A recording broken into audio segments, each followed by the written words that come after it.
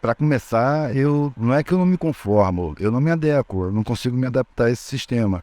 Que eu tentei de todas as maneiras, assim, fui militar, fui bancário, estudei direito, mas não dá, não consigo, não tem explicação para isso. Eu fui procurar um sentido e a vida foi se fazendo por si, observando as coisas, aprendendo muito, entendendo por que a sociedade é tão injusta, como os nossos valores são plantados, como as pessoas vivem de forma infernal por acreditar nesses valores, estar sempre querendo, por exemplo, vencer na vida, projetando valores nas coisas, na superfície, esquecendo das coisas que a gente tem por dentro, do afeto, da integração, da solidariedade, da harmonia.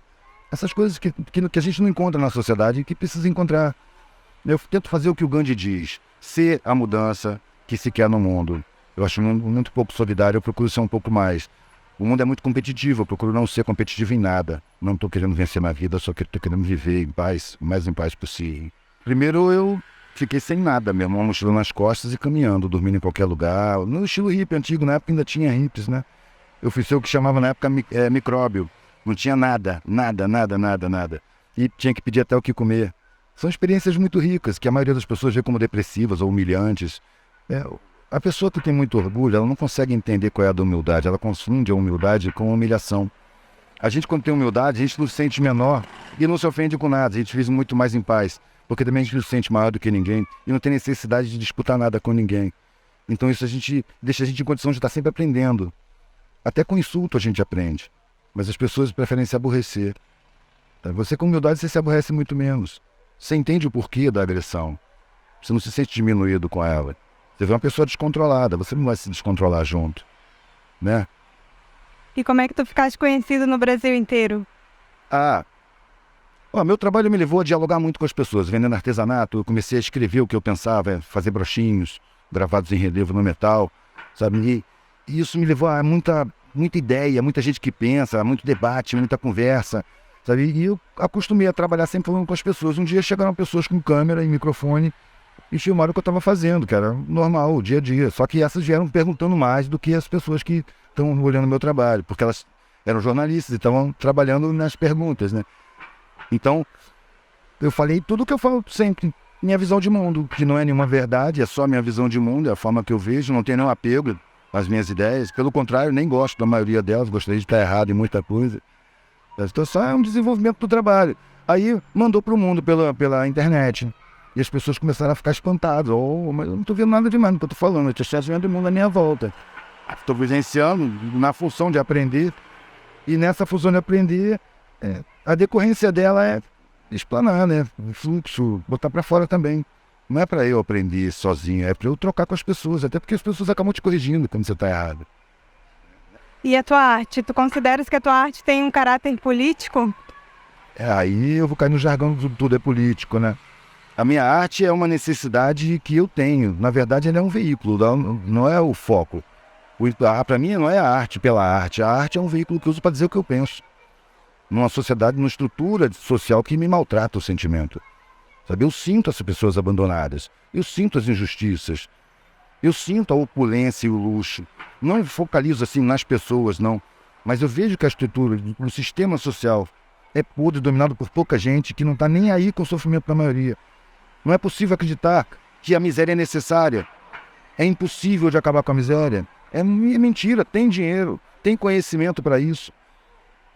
Não tem a permissão para isso. A miséria serve para submeter o trabalhador por chantagem. Por medo de ficar na miséria, ele aceita trabalhos mal pagos, condições horríveis de trabalho. A formação de privilégios necessita da destruição de direitos. Os direitos da maioria são simplesmente roubados. O Estado não cumpre sua Constituição. Porque esse punhado precisa ter privilégio demais. É preciso roubar os direitos. Por que a educação é uma porcaria? É inegável que a educação é uma porcaria. A pessoa termina o ensino médio e não consegue ler um texto. Às vezes termina o ensino superior e não consegue ler um texto. Então existe uma ignorância plantada. É necessária, criada para as pessoas não se darem conta do que acontece. O que acontece é muito óbvio, basta refletir um pouquinho. A gente é levado a acreditar em mentiras. As correntes da escravidão contemporânea são fabricadas com mentiras. E o que dá força para essas correntes prenderem a gente é a gente acreditar nelas. Você querer vencer na vida, querer competir, mercado de trabalho é mentira, não é mercado de trabalho. Foi feito assim para apavorar as pessoas. Antigamente o cara ia terminando o curso dele, para começar a trabalhar, ele estava ansioso para trabalhar. Agora ele está com medo, porque ele vai entrar numa arena onde todo mundo é inimigo de todo mundo. A vida foi feita um inferno para fazer um paraíso artificial dessas pessoas que um punhado que anda de helicóptero por aí, que a mídia mostra como deuses e que hipnotiza as pessoas para ficarem de quatro na presença dessas pessoas. Eu fiquei indignado. E como é que as pessoas recebem a tua arte? Qual é a aceitação e se tem diferença também daqui no sul? É muito variado.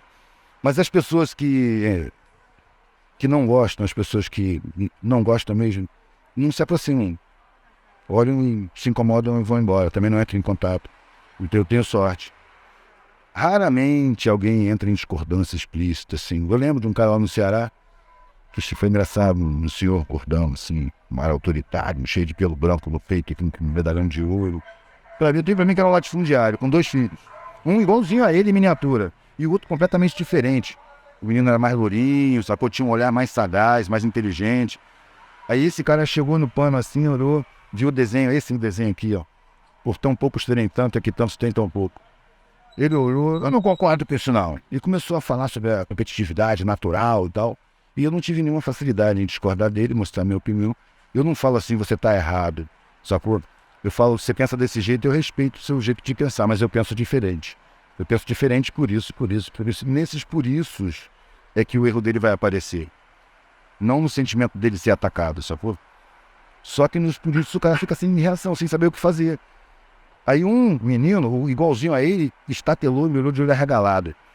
E quando viu ninguém falar assim com tanta igualdade com o pai dele. Foi o que eu imaginei. O outro me olhou debaixo da franjinha assim, com meio sorriso. Pelo mesmo motivo, nunca vi ninguém falar assim com meu pai. E estava gostando. Eu tenho pra mim que ele puxou a mãe. Ô Eduardo, e tu expõe sempre na rua, assim? Como é que é? Tu pede permissão pra alguém pra expor? Não, se eu peço permissão, ela é negada. Eu nunca peço permissão, eu vou botando. A não ser que seja dentro de um bar de alguém, entendeu? Ou mesmo na parede de um bar que tá, eu vou lá conversar com o dono. Ó, tô com esses desenhos aqui, dá pra colocar. Mas tá fechado, eu vou botando. Se não puder, alguém vai ter que vir me dizer. E eu não saio fácil não, tem que vir pelo menos uns 3. Senão eu fico conversando, não é que eu sou valente, vou peitar, vou insultar, não, eu vou ficar comentando, por que tem, eu tô só botando meu desenho. Não, tira, calma, vamos conversar, vai levando, cara. Agora, Quem quiser conhecer melhor o teu trabalho, como é que faz pra encontrar, como é que consegue? se for ao vivo, se for encontrar comigo com os desenhos mesmo, no papel, eu fico em Santa Teresa, geralmente, quando eu tô no Rio, nos fins de semana, de 2 às 8 da noite, no cinema, no Largo do Guimarães.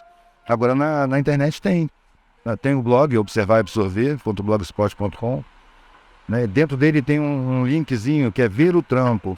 Aí você clica ali, abre um blog só de desenhos, pinturas, aquarelas, algumas esculturas, uns trabalhos, né, que eu juntei nas fotos e botei lá. Depois que tu teve esse rompimento, assim, na tua vida, que decidiu encarar uma outra realidade e por vontade própria em suas experiências nesse caminhar, junto com as pessoas marginalizadas, que tu conviveu com elas, conta um pouco dessa experiência tua ali, de estar na rua, ver uma realidade que te chamava atenção, que te chamava para ir conhecer, e os aprendizados que você teve junto com essas pessoas. A visão que se tem dessas pessoas, cara, é uma visão bem estereotipada.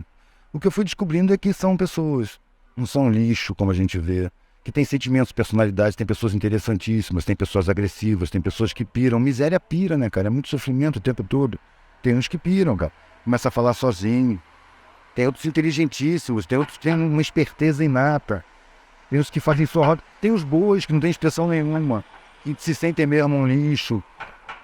Tem os revoltados que guardam a revolta que pode explodir a qualquer momento. Sabe? Tem os que deterioram o caráter, são capazes de qualquer coisa. Tem de tudo, cara. É gente, é ser humano.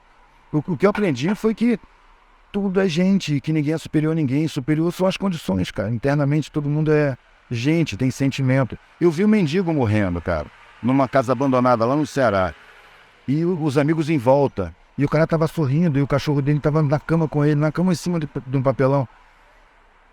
E lambendo a cara dele, e ele tava sorrindo. Sabe? E um pedacinho de um livro que é feito em cima de entrevistas de enfermeiras que trabalham com pacientes em estado terminal, de clínicas particulares, né, para pessoas bem abonadas, e viram morrer pessoas e dizendo que o desejo mais forte dessas pessoas seria ter o afeto da família, ter vivido mais afetivamente, de ser mais carinhoso, de dizer que ama, de se sentir amado, sabe? Nesse momento aparece o valor da vida, né? E a pessoa se sente desperdiçada. Ou seja, nas condições de miséria eu encontrei uma humanidade muito mais bonita do que nas condições de opulência. Na opulência você necessariamente precisa esquecer que existe gente sofrendo, sabe? E esse esquecimento a mim não interessa, eu não quero condenar essas pessoas, mas eu acho que ele dá resultado, ele tem consequências na vida dessas pessoas, na sensibilidade dessas pessoas, no ser dessas pessoas. Interfere na qualidade de vida, na qualidade de pessoa, sabe? Por isso eu vi qualidade muito maior lá embaixo. O que é solidariedade? Solidariedade acho que é sentir o sentimento do outro. É claro que é muito mais fácil você sentir o sentimento do outro quando você passou pela mesma situação. Mas é lindo quando você consegue sentir o sentimento do outro sem ter passado pela situação. Só porque você está vendo nele o sofrimento. As pessoas que mais facilmente, que não me negavam comida, eram que tinha passado fome. Era difícil negar. Para uma pessoa dessa negar, ela tem que ser muito agressiva. Ela vai negar os gritos. Porque ela vai estar brigando com ela mesma.